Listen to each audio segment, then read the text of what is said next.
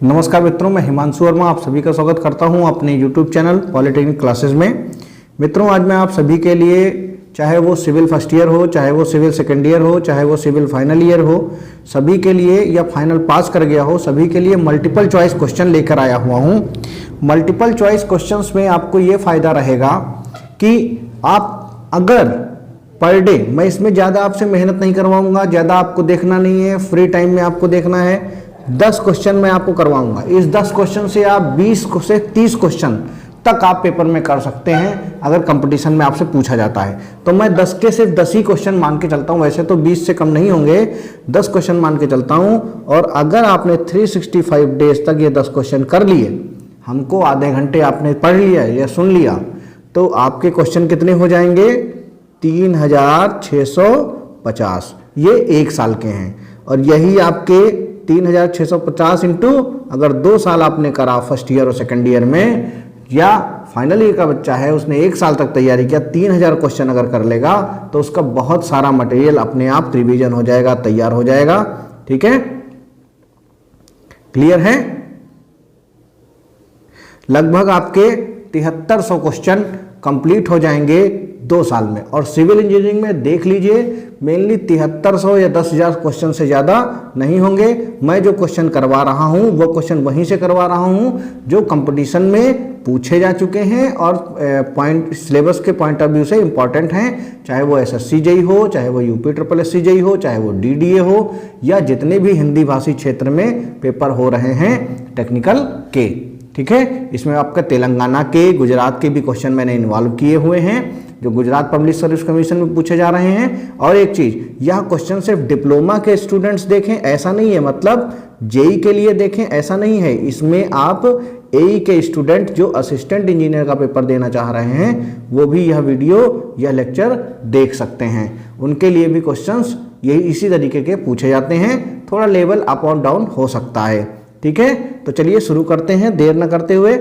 अब आप लोग इस पूरे लेक्चर को, चाहे फर्स्ट ईयर हो, सेकेंड ईयर हो, फाइनल ईयर हो, चाहे पास आउट हो, सभी स्टूडेंट्स तक पहुंचाएं। और इसको लगातार जितना आप देखते रहेंगे उतना मैं इसकी सीरीज आपको चलाता रहूँगा।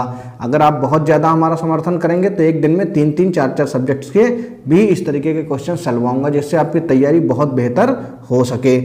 ठीक है, तो पहला क्वेश्चन है, द रॉक्स हैविंग एल्यूमिना और clay as their major constituents as are known as.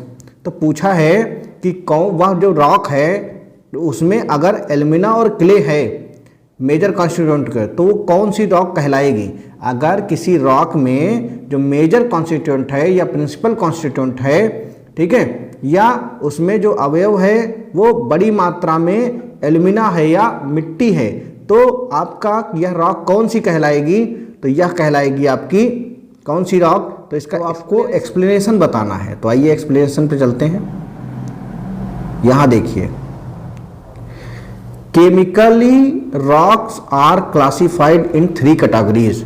मतलब आपका रासायनिक रूप से रॉक को 3 भागों में बांटा गया है। सबसे पहले आर्जिलियस रॉक। क्या, किस रॉक में? आर्जिलियस। इसमें क्या पूछा है? The chief constituent of argillaceous rock is clay.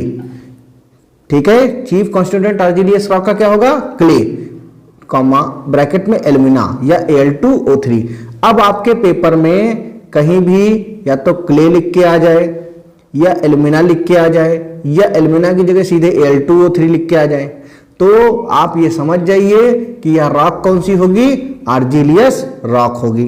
अब अभी नॉर्मली पूछ ले आपसे इसी क्वेश्चंस में कि जो आपकी आर्जिलियस रॉक है, या इनमें से कोई रॉक का नाम दे दे, जैसे स्लेट दे दे, कायोलिन दे दे, या लेटराइट दे दे, और पूछे यह कौन सी रॉक है, आर्जिलियस है, सिलिसियस है, या कैलकेरियस है, तो आपको यह पता होना चाहिए कि यह आर्जिलियस रॉक है। या क्वेश्चन ऐसे भी पूछ सकता है कि स्लेट रॉक में मेजर कॉन्स्टिट्यूएंट या चीफ कॉन्स्टिट्यूएंट कौन सा होता है। इस तरीके से क्वेश्चन घुमा फिरा के आपके पूछ सकते हैं। तो देखिए, एक क्वेश्चन से आपके ये 3 क्वेश्चन इसी क्वेश्चन से बन गए हैं। ठीक है, आगे मैं बात करूंगा, फिर इसका आंसर बताऊंगा। ठीक है, आंसर तो आपको, अगर आप लोग थोड़ा सा भी दिमाग लगा रहे होंगे तो आपको पता चल जाएगा कि जो इस क्वेश्चन का जो आंसर था वो क्या था भैया? क्ले का कॉन्स्टिट्यूएंट, मेजर कॉन्स्टिट्यूएंट किसका है? क्ले। एल्यूमिना और क्ले मेजर कॉन्स्टिट्यूएंट किसका है? तो आर्जिलियस रॉक का है। तो इधर आंसर क्या हो जाएगा इसका?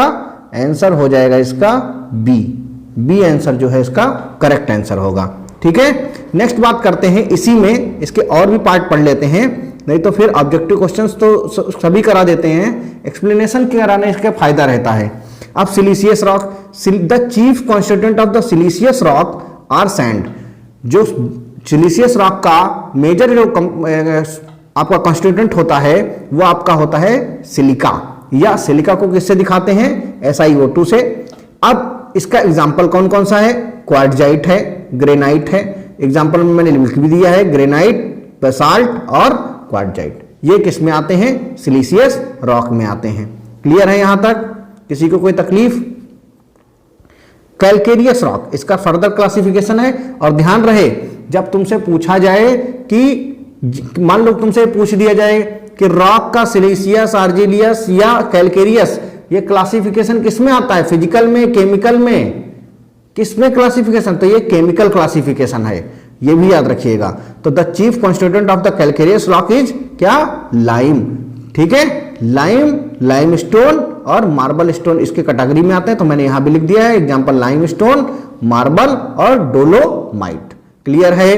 तो लाइम, लाइमस्टोन, मार्बल स्टोन और डोलोमाइट, यह सब किस में आता है?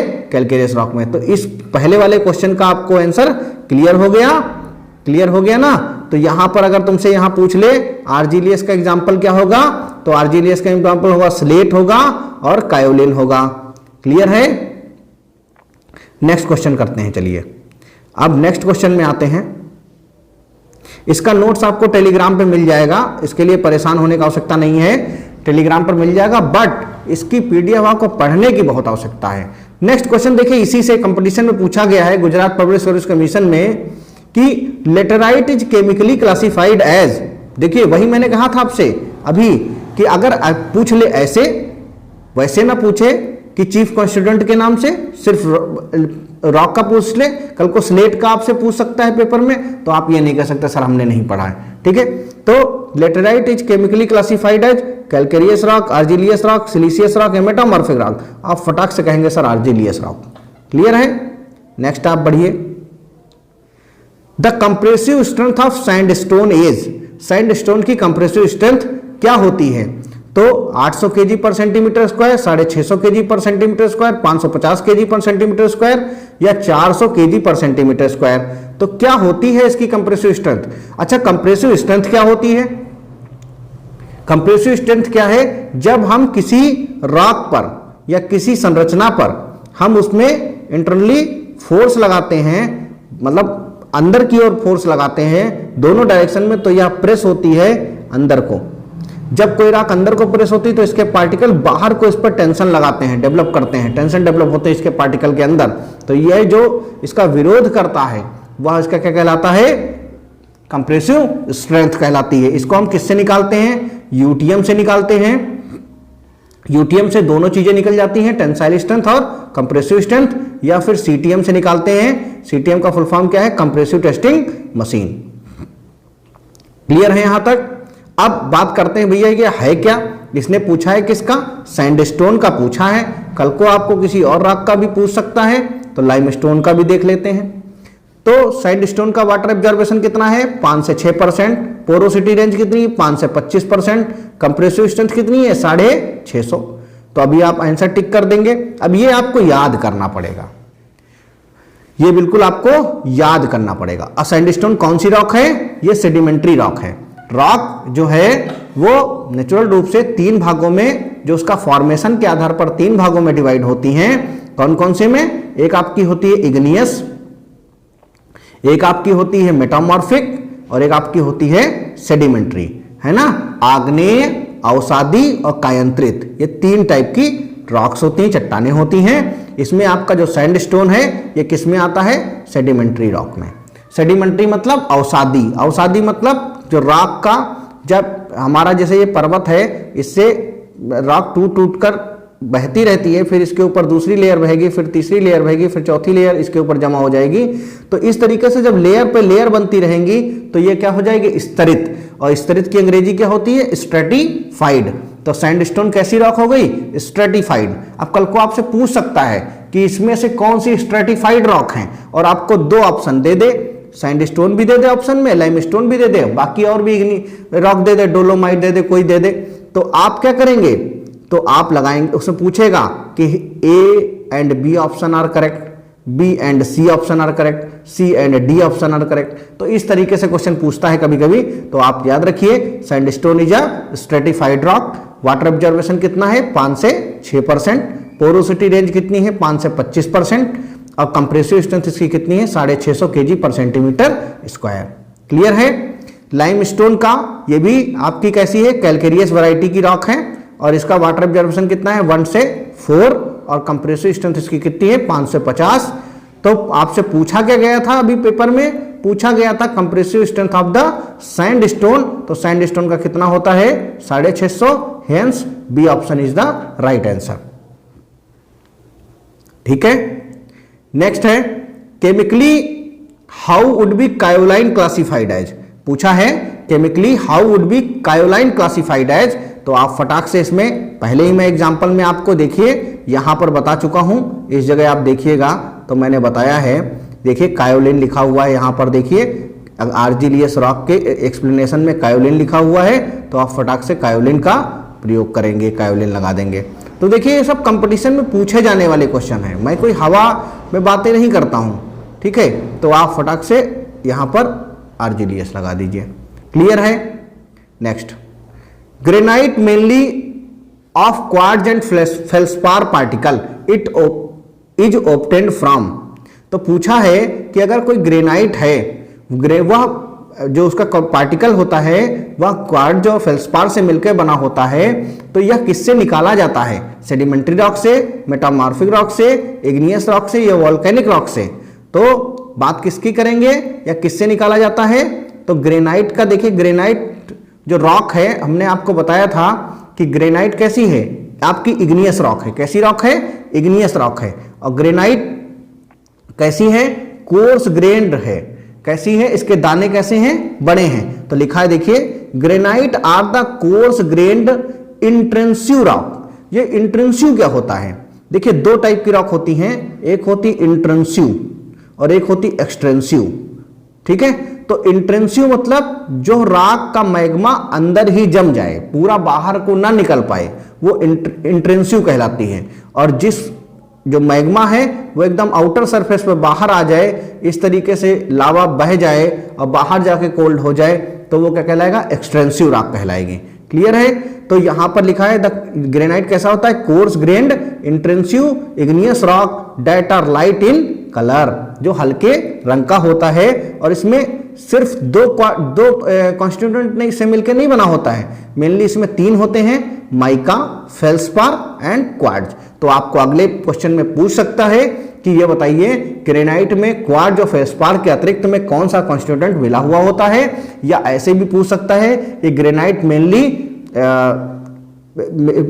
Mainly particles consist of. तो आपसे पूछेगा तो ऑप्शन यहां दे रखा माइका, फेल्सपार और क्वार्ट्ज, और नीचे देखा ऑल ऑफ द अबव, तो आप ऑल ऑफ द अबव लगा सकते हैं। या ऐसे भी पूछ सकता है और कॉन्स्टिट्यूएंट आपको दे दे, माइका दे दे, फेल्सपार दे दे और क्वार्ट्ज दे दे और लाइम दे दे, और पूछे इसमें से कौन सा जो आपका इसका पार्टिकल है वो ग्रेनाइट का नहीं है, तो आप क्ले लगाएंगे उसमें, अगर ऑप्शन में दे रखा। तो आपको जब ये तीनों पता होंगे तभी आप लगा पाएंगे। क्लियर है। उसके बाद बात करते हैं इसका कलर कैसा है। इसका कलर या तो ग्रे होगा या लाल होगा या गुलाबी होगा, पिंकिश होगा। ठीक है। और इसमें कंसंट्रेशन कितने मिनरल की होती है, तो 3 मिनरल की बता दिया, माइका, फेल्सपार और क्वार्ट्ज की। क्लियर है। नेक्स्ट बात करते हैं भैया नेक्स्ट क्वेश्चन की। अब ग्रेनाइट को यूज कहाँ करते हैं, तो बहुत ज़्यादा आर्किटेक्चरल में यूज करते हैं, ऑर्नामेंटल्स में यूज करते हैं, वो सब अलग की बातें हैं। नेक्स्ट है आपका Smith test. Smith test is performed due to determine. Smith test किसकी परफॉर्मेंस में यूज करते हैं। अच्छा, मैंने पहले का आपका आंसर बता दिया ना यहाँ पर। तो ये कैसी रॉक है, इग्नियस रॉक है। क्लियर है। नेक्स्ट है आपका पूछा है स्मिथ टेस्ट। स्मिथ टेस्ट क्या होता है? Smith test perform to determine durability, crushing strength, wear या सॉल्युबल मिनरल्स। तो किसमें यूज करते हैं? स्मिथ टेस्ट का प्रयोग किसमें करते हैं वो पूछा है। तो देखिए यहां देखिए, Smith test determine the durability. क्या लिखा है? Smith test determine the durability presence of soluble matter in the stone. Clear है? अब यहां देखिएगा, यहां थोड़ा सा लिटिल बिट कंफ्यूजन है। क्या है? कंफ्यूजन है। क्यों कंफ्यूजन है? यहां देखिए क्या लिखा, Smith test determine the durability presence of soluble matter. अब यहां देखिए, अगर आपको सॉल्युबल ड्यूरेबिलिटी भी दे रखा है और सॉल्युबल मिनरल्स भी दे रखा है, तो आप क्या लगाएंगे? सॉल्युबल मिनरल्स लगाएंगे। ठीक है? और अगर आपको सॉल्युबल मिनरल्स नहीं दे रखा है तो आप क्या लगाएंगे? ड्यूरेबिलिटी लगाएंगे। क्लियर है? क्लियर है? तो Smith test determine the durability presence of soluble matter in stone. अब उसके बाद भाई और भी टेस्ट पूछ सकते हैं, तो और भी टेस्ट की बात कर लेते हैं। यहां का तो मैंने आंसर इसका ड्यूरेबिलिटी बता दिया आपको, इसका आंसर तो मैंने आपको ड्यूरेबिलिटी बता दिया स्मिथ टेस्ट का, ये सॉल्युबल मिनरल्स बता दिया यहां पर। लेकिन अगर सॉल्युबल मिनरल्स नहीं दे रखा है तो ड्यूरेबिलिटी बता दिया। दोनों चीजें क्लियर हो गई कि अगर दोनों दे रखे हैं तो सॉल्युबल मिनरल्स लगाएंगे और अगर दोनों नहीं दे रखे हैं तो ड्यूरेबिलिटी लगाएंगे। क्लियर है ना यहां तक? लेकिन अब आपका और भी तो टेस्ट हैं, और भी टेस्ट हैं, तो उसका कैसे पता चलेगा? और भी टेस्ट है तो उसका कैसे पता चलेगा? तो देखिए उसका पता ऐसे चलेगा, और भी टेस्ट अगर हैं तो हमने एक्सप्लेन कर रखे हैं और भी टेस्ट को। अब देखिए, ये हटा दिया। Brard test is carried out to know as the behaviour of stone against the frost action. अब देखिए, ब्राड टेस्ट का यूज किसमें करते हैं? स्टोन के बिहेवियर का। किससे? मतलब जो वेदरिंग एक्शन है, जो मतलब ठंड का है, फ्रॉस्ट का एक्शन है या कोहरे का जो एक्शन है, उसके अगेंस्ट जो हम टेस्ट प्रयोग करते हैं वो क्या है? ब्राड टेस्ट है। ठीक है? मतलब जब ठंड में या फ्रॉस्ट कंडीशन में जो स्टोन का क्या बिहेवियर रहेगा उसका पता लगाने के लिए हम क्या करते हैं? ब्राड टेस्ट का प्रयोग करते हैं। उसके बाद मोहर से मोस पैमाना किसमें यूज करते हैं? ये हार्डनेस के लिए करते हैं। इसमें आपके 10 मिनरल होते हैं और उनसे खुरच कर या उसमें स्क्रैच करके देखा जाता है। उसके बाद फिर क्या करते हैं? एट्रीशन टेस्ट किससे करते हैं? एट्रीशन टेस्ट तो is done by Deval testing machine. Attrition test किससे करते हैं? डेवल टेस्टिंग मशीन से। क्लियर है यहां तक? तो आप देख लीजिए, स्मिथ टेस्ट से ड्यूरेबिलिटी या सॉल्युबल मैटर निकाला, यहां बिहेवियर पता किया, यहां हार्डनेस पता किया, और एट्रीशन से आपका डेवल टेस्टिंग मशीन से एट्रीशन टेस्ट आपने कर लिया। ठीक है? क्लियर है? नेक्स्ट बात करते हैं, stratification can be seen widely in the which of the following rocks. पूछा है स्ट्रेटिफिकेशन किसमें अच्छे से देखा जा सकता है? तो ये क्वेश्चन कोई बताने की जरूरत नहीं, आप तुरंत बोल देंगे कि सर सेडिमेंट्री रॉक्स में देखा जा सकता है। क्लियर है? यहां तो ऑप्शन भी हम नहीं बता रहे आपको। नेक्स्ट है, विच of the following is a significant constituent of sedimentary rock.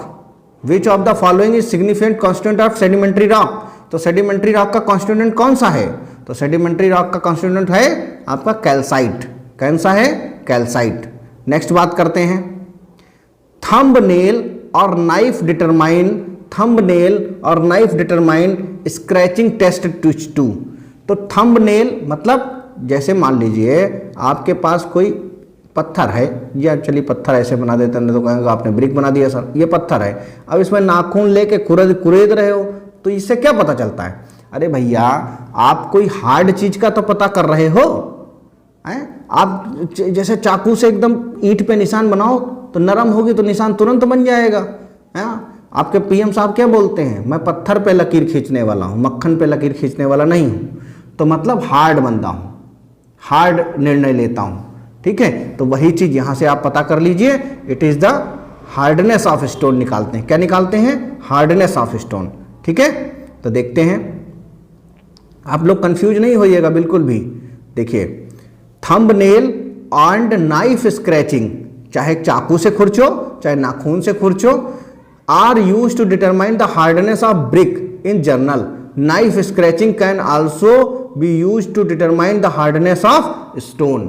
ठीक है, तो इसमें क्या करते हैं, हार्डनेस ऑफ स्टोन निकालते हैं, चाहे नाइफ स्क्रैचिंग से और चाहे थंबनेल से या नाखून से, है ना। नेक्स्ट है hardness is defined as resistance of scratching और एडेंटेशन। ठीक है, क्लियर। नेक्स्ट आपका है क्वेश्चन, नेक्स्ट क्वेश्चन है भैया आपका, which of the following test is use to determine the rate of wear of stone. ये पूछा है कौन सा टेस्ट जो है वो रेट ऑफ वियर को, जो सहन करने की दर है उसको बतलाता है या उसको डिटरमाइन कराता है।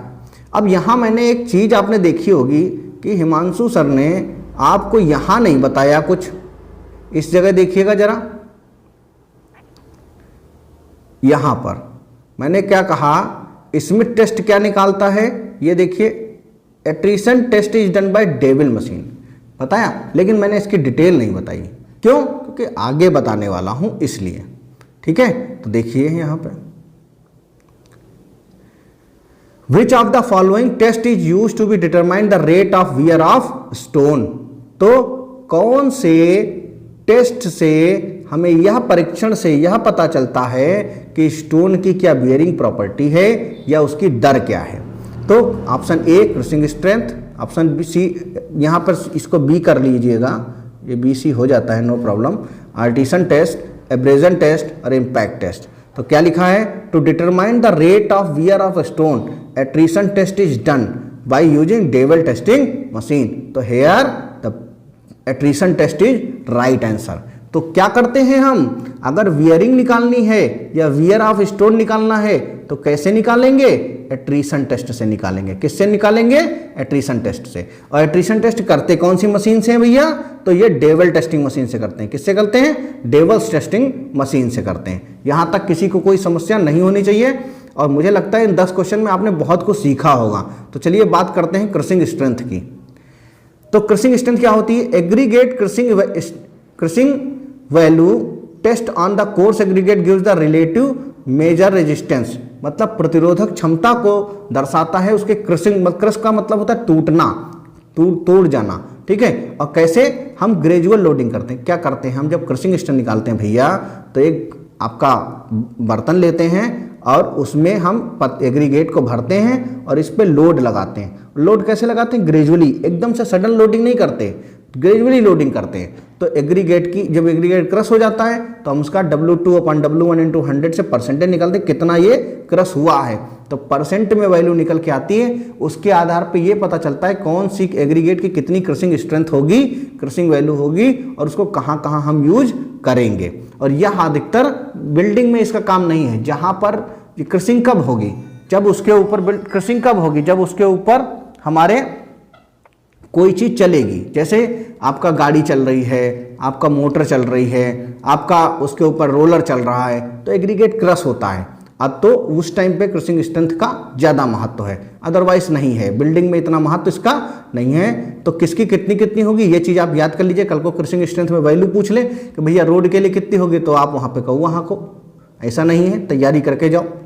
तो टाइप्स ऑफ द रोड और पेमेंट, टाइप्स ऑफ रोड और पेमेंट कौन कौन सा है रोड और पेमेंट का, तो देखिए फ्लेक्सिबल पेमेंट के लिए सोलिंग, क्या है सोलिंग, सोलिंग में 50%, वाटर बाउंड मैकाडम है तो 40%, बिटुमिन मैकाडम है तो 40%, थिन प्रीमिक्स कारपेट है तो 30%, अब rigid payment other than wearing है तो 45%, सरफेस वेयरिंग है तो 30%। अब देखिए कुछ लोग ये समझ रहे होंगे कि सर हम फर्स्ट ईयर में हैं, ये चीज़ कैसे याद करें। तो बेटा आपको ये चीज़ अभी पढ़ लीजिए, समझ लीजिए, उसके बाद जब आप फाइनल में पहुंचेंगे तो ये चीज़ आपको पता चल जाएंगी क्या है ना। जब हम जो मिट्टी की बॉन्डिंग करते हैं, रोड की बॉन्डिंग करते हैं पानी डालकर, तो उसको वाटर बाउंड मैकाडम बोला जाता है। जब एग्रीगेट बॉन्डिंग बिटुमिन डाल के करते हैं तो उसको बिटुमिन बाउंड मैकाडम बोला जाता है। सोलिंग उसका बॉटम पोर्शन होता है, ठीक है। तो ये जब आप पढ़ेंगे तो आपको पता चल जाएगा। क्लियर है यहाँ तक एग्रीगेट की कर्सम। अब पूछा एब्रेजन टेस्ट क्या होता है, तो एब्रेजन टेस्ट क्या करते हैं, इसमें भी एग्रीगेट ही का टफनेस निकालते हैं, लेकिन वहां लोडिंग कैसी कर रहे थे, वहां लोडिंग कैसी कर रहे थे, ग्रेजुअल लोडिंग कर रहे थे, ठीक है। यहाँ पर एब्रेजन में क्या करेंगे, हम ऐसे ऐसे एक ड्रम होगा उसमें एग्रीगेट को घुमाएंगे। इस टेस्ट को क्या बोलते हैं, लॉस एंजल्स टेस्ट। क्या बोलते हैं, लॉस एंजल्स टेस्ट, ठीक है। तो abrasion test is measure of aggregate of toughness या टफनेस, ठीक है। और इससे क्या रगड़ने की क्या उसकी वैल्यू है वो पता चलती है, या उसका डिसइंटीग्रेशन का क्या रेजिस्टेंस है, डिसइंटीग्रेशन को कैसे रोकता है वो पता चलेगा एब्रेजन टेस्ट। और ये करते किससे हैं भैया, इस टेस्ट का ऑपरेटर्स का नाम याद रखिएगा, लॉस एंजल्स, लॉस एंजल्स, ठीक है। नेक्स्ट है आपका इंपैक्ट टेस्ट। अब इसमें aggregate impact value to measure resistance the sudden impact और शॉक। इसमें क्या होता है, एक नीचे बाउल होता है और ऊपर एक लोड होता है लगभग 14.2 kg का, उसको सडन इसमें गिरा दिया जाता है। जब सडन गिरा देंगे तो वो रॉक छोटे छोटे टुकड़ों में टूटेगी और उससे हमें पता चलेगा कितना इसका इम्पैक्ट है। तो इससे हम क्या पता लगाते हैं, इससे हम ये पता लगाते हैं कि जो एग्रीगेट की इम्पैक्ट वैल्यू है वो कितनी है, इम्पैक्ट रेजिस्टेंस उसका कितना है। क्लियर है। तो यहाँ पर आज का लेक्चर जो है समाप्त होता है। तो थैंक्स फॉर वाचिंग, ठीक है। अब आप लोग का जैसा परफॉर्मेंस होगा इस लेक्चर का उसी तरीके से मैं अगले लेक्चर अगले वीडियो लेके आऊँगा। मेरी ये समझ लीजिए मैं आपके साथ ये टेस्टिंग कर रहा हूँ कि आप कितना इंटरेस्टेड हैं कंपटीशन से। लेकिन ध्यान रखिए, अगर आपने मेरी बात आज मान ली तो 2 साल के अंदर अंदर आप ऐसे हो जाएंगे कि सिविल का जो कंपटीशन में आया हुआ कोई क्वेश्चन है, चाहे वो आईएएस हो, चाहे वो जेई के क्वेश्चंस हो, चाहे वो कहीं के एई के क्वेश्चंस हो, यही तो एग्जाम होते हैं टेक्निकल के, ये मैं सारे करवा दूंगा 2 साल के अंदर अंदर। कुछ सब्जेक्ट जो मुझे नहीं आते हैं सचिन सर कराएंगे, कुछ अंकित सर कराएंगे, बट आपको करा सारे देंगे और इतना ही टाइम आपको लगना है, इससे ज़्यादा लगना भी नहीं है, ठीक है। तो thank you so much, thanks for watching. आप लोग शेयर कीजिए, हमारा भी हौसला बढ़ाइए, ठीक है। चलिए ठीक है, थैंक यू।